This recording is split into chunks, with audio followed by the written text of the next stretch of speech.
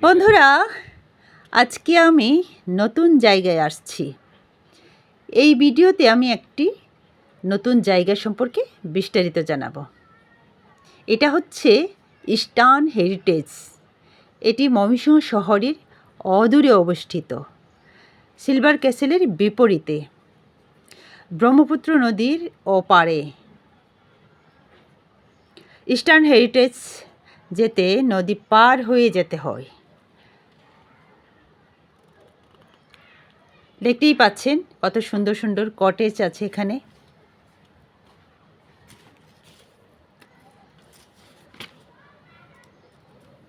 Eastern হেরিটেজে যেতে হলে silver ক্যাসেলে আগে যেতে হয়। সেখানে 50 টাকার টিকিট করে তারপর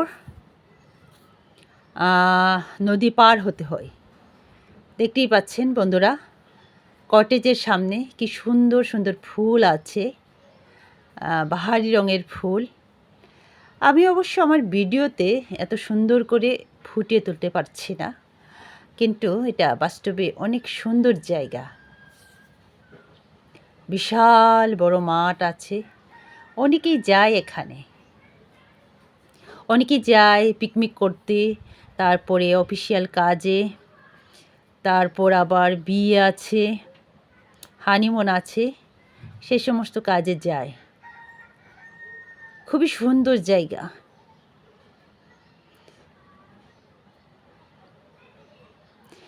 এই সুন্দর জায়গাগুলিতে অনেক ধরনের কটেজ আছে। এই কটেজগুলির নাম এক একটার এক একটি নাম।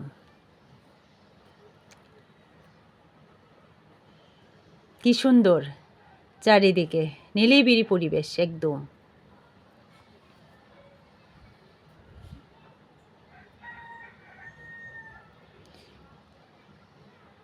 দেখতেই পাচ্ছেন কত সুন্দর, চারিদিকে শুধু ফুল আর ফুল আর সবুজের সমাহার।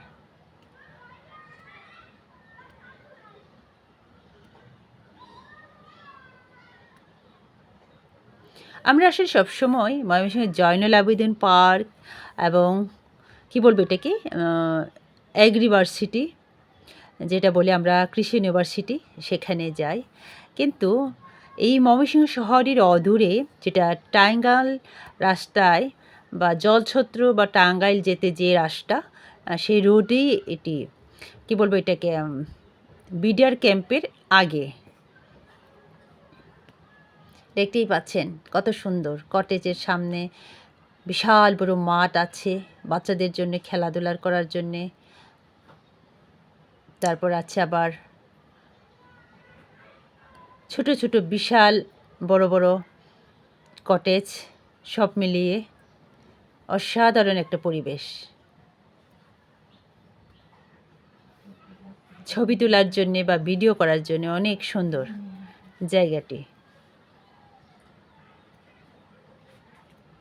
আমি এই প্রথম গেলাম, খুবই মুগ্ধ হয়ে গেলাম।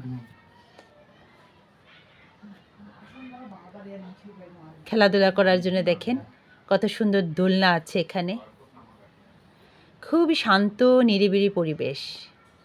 ময়মনসিংহ শহরের অদূরে এরকম একটা কটেজ আছে, সেটা আমি আগে শুনেছিলাম শুধুমাত্র, কখনো যাইনি। দেখতেই পাচ্ছেন, মনে হচ্ছে এটা কি বলবো এটাকে, বাইরের দেশ এরকম। খুবই সুন্দর।